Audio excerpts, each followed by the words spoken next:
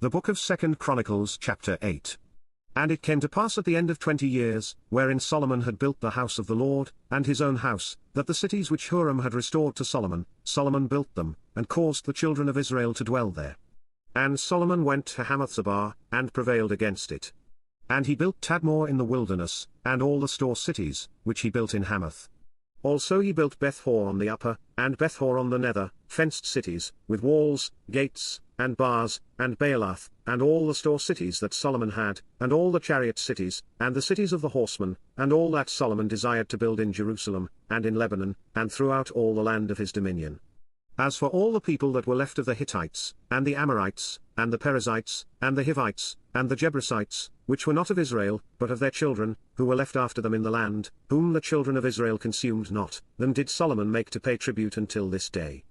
But of the children of Israel did Solomon make no servants for his work, but they were men of war, and chief of his captains, and captains of his chariots and horsemen. And these were the chief of King Solomon's officers, even 250, that bare rule over the people. And Solomon brought up the daughter of Pharaoh out of the city of David unto the house that he had built for her, for he said, My wife shall not dwell in the house of David king of Israel, because the places are holy, whereunto the ark of the Lord hath come. Then Solomon offered burnt offerings unto the Lord on the altar of the Lord, which he had built before the porch, even after a certain rate every day, offering according to the commandment of Moses on the Sabbaths, and on the new moons, and on the solemn feasts, 3 times in the year, even in the feast of unleavened bread, and in the feast of weeks, and in the feast of tabernacles.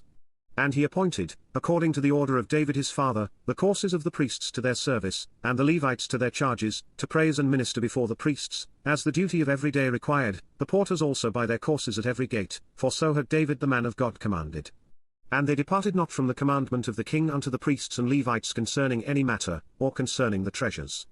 Now all the work of Solomon was prepared unto the day of the foundation of the house of the Lord, and until it was finished. So the house of the Lord was perfected. Then went Solomon to Ezion-Geber, and to Eloth, at the seaside in the land of Edom.